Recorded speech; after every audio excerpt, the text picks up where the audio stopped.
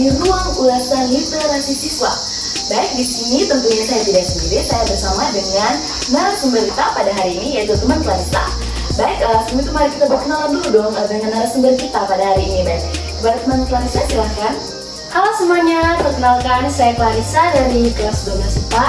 Saya adalah Ketua OSIS di SMA Swasta Katolik Santo Arnoldus Mukun periode 2025-2026. Baik, kita bersama dengan Ketua OSIS ya di SMA Swasta Katolik Santo Arnoldus Mukun. Baik, kira-kira teman Clarissa, saya mau bertanya, tugas utama dari teman Clarissa di OSIS ini apa? Jadi tugas utama dari saya itu, saya adalah sebagai ketuanya ya di OSIS. Ada juga teman-teman yang membantu saya di OSIS, ada wakil, ada sekretaris, dan ada bendahara, serta ada juga teman-teman anggota OSIS lainnya. Jadi tugas yang paling utama dari saya dalam OSIS sebagai ketuanya adalah memastikan teman-teman yang lain, teman-teman OSIS, menjalankan tugas dan kewajibannya dengan baik dan benar. Oke, kira-kira program atau kegiatan apa yang paling berkesan selama teman Clarissa menjabat sebagai Ketua OSIS? Jadi untuk program OSIS-nya yaitu ada 3 ya teman Asin. Yang pertama itu setiap hari Senin pagi kami selalu menjalankan apel pagi. Lalu pada Sabtu pagi kami menjalankan senam bersama, dan kalau sempat pada hari Jumat ataupun hari Sabtu kami menjalankan jalan sehat, dan ketiga program tersebut merupakan program unggul dari OSIS. Apakah program-program tersebut dijalankan dengan baik atau tidak? Apakah program-program tersebut juga dilaksanakan setiap hari atau tidak? Jadi program tersebut itu sudah dilaksanakan dengan baik dan telah dijalankan setiap minggu ya teman Asin, bukan setiap minggu, bukan setiap hari. Bukan setiap hari ya, oke. Jadi untuk OSIS ini kan pasti teman Clarissa juga kan harus bisa membagi waktu ya antara pelajaran di dalam kelas dengan kegiatan OSIS. Kira-kira bagaimana sih cara teman Clarissa menyeimbangkan antara tugas OSIS dengan kegiatan akademik di kelas seperti itu? Jadi cara saya itu yang pertama, misalnya kalau memang kegiatan OSIS tersebut sangat mendesak dan sangat memerlukan kehadiran saya, biasanya saya terlebih dahulu kalau di kelas itu mengerjakan tugas yang diberikan oleh Bapak dan Ibu Guru. Kalau juga ketika Bapak dan Ibu Guru sedang masuk kelas memberikan pengajaran, saya itu meminta izin agar keluar untuk menjalankan tugas dari OSIS. Apakah teman Clarissa tidak mengalami kesulitan ketika dalam menyeimbangkan kedua hal tersebut? Tentunya ada kesulitan sih ketika saya harus mengerjakan tugas saya sebagai seorang siswa dan ketika saya harus menjalankan tugas saya sebagai seorang ketua OSIS. Nah, di situ biasanya saya sedikit pusing ya untuk membagi waktunya, tapi untungnya puji Tuhan saya bisa menjalankannya itu dengan sangat baik. Bisa menjalankan dengan baik ya, dengan penuh rasa tanggung jawab juga, dan harus bijak dalam membagi waktu tersebut. Lalu kira-kira mungkin teman Clarissa pernah menghadapi situasi-situasi sulit dalam menjalankan program OSIS ini?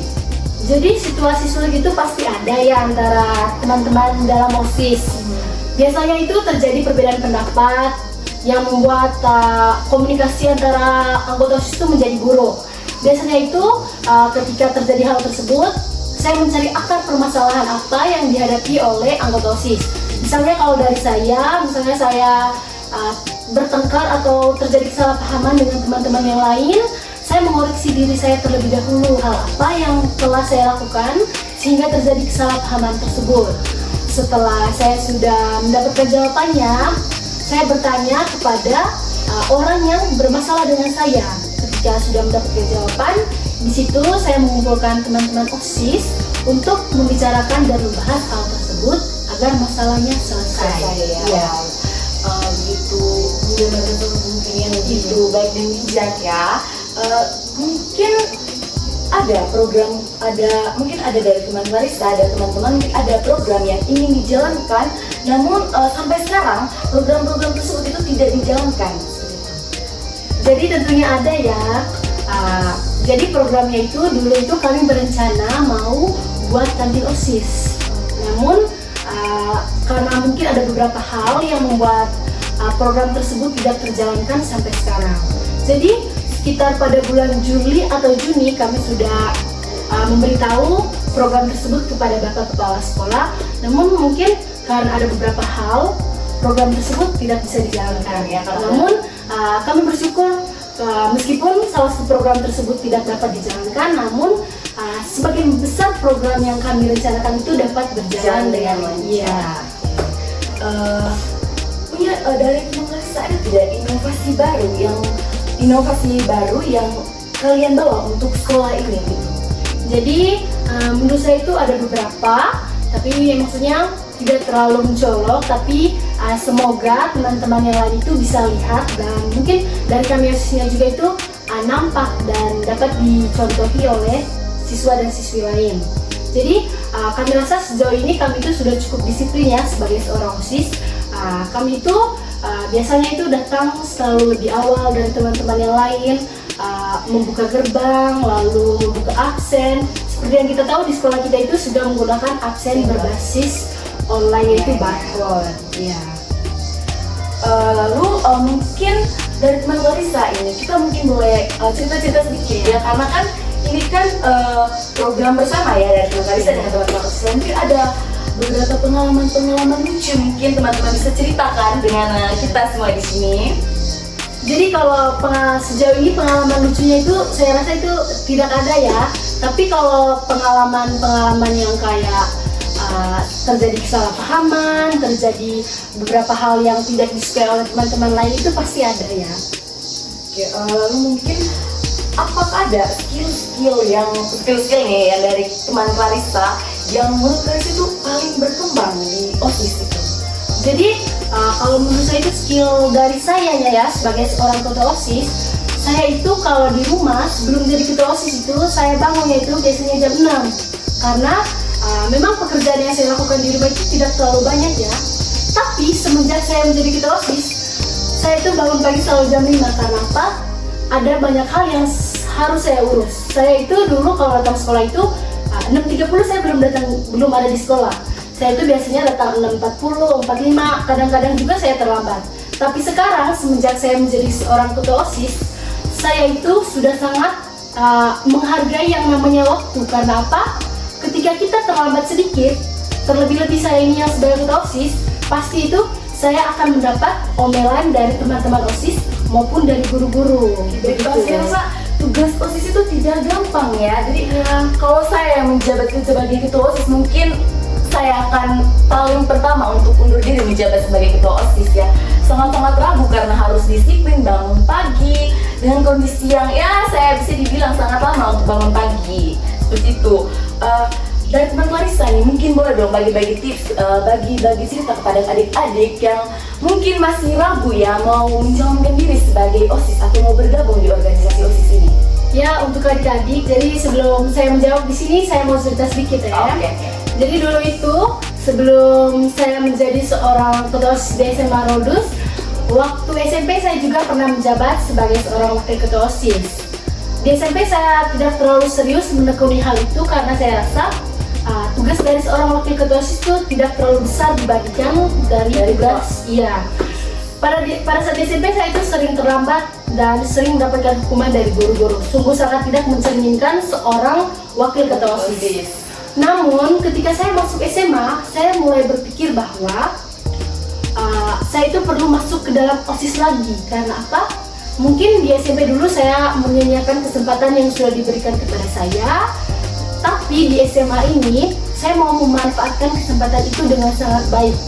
Yang dimana pada saat kemarin pemilihan ketua OSIS saya sangat bersyukur yang dimana saya dipilih dari untuk teman-teman yang masih ragu untuk organisasi OSIS. Jadi tips dari saya sebagai ketua OSIS, teman-teman tuh jangan pernah ragu untuk menjadi seorang pemimpin. Karena menjadi seorang pemimpin itu sangat hebat jika diimbangi dengan rasa tanggung jawab dan percaya diri yang besar. Kalau teman-teman mau jadi seorang pemimpin tapi teman-teman malas-malasan, suka buat onar, itu teman-teman akan dicap menjadi seorang pemimpin yang buruk. Tetapi ketika teman-teman menjalankan kewajiban dan tanggung jawab teman-teman dengan sangat baik, pasti teman-teman akan menjadi pribadi yang baik juga. Jadi untuk teman-teman yang masih ragu-ragu untuk menjadi seorang pemimpin atau masuk ke dalam OSIS, teman-teman itu jangan pernah takut lagi karena di OSIS itu sangat asik dan banyak hal baru yang kita dapatkan setelah kita masuk di OSIS.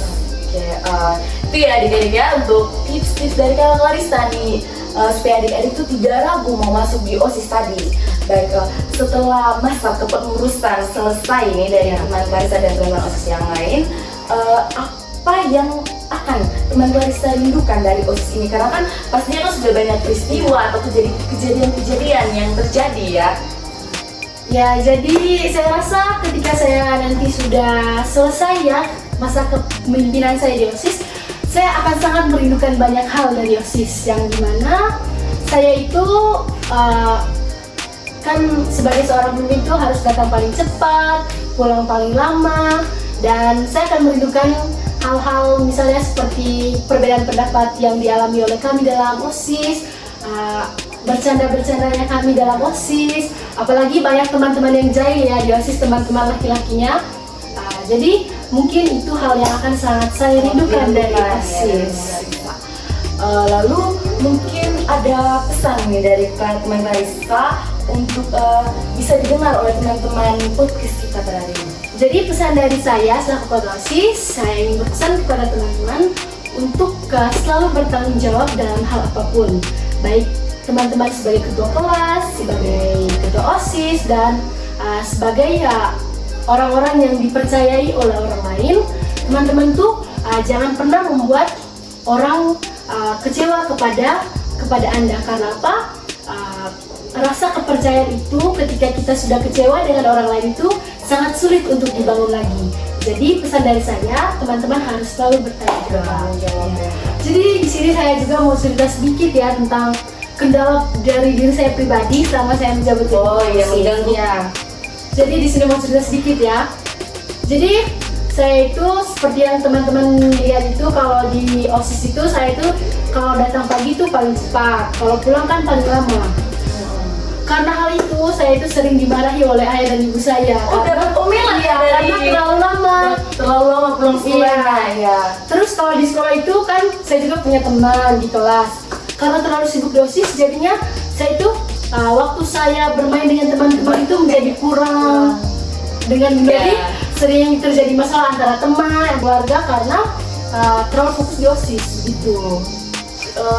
Aduh, saya sangat bersyukur sekali nih hari ini bisa berbincang dengan seorang pemimpin hebat, seorang ketua OSIS di SMA Swasta Katolik Santoros Mukul ini.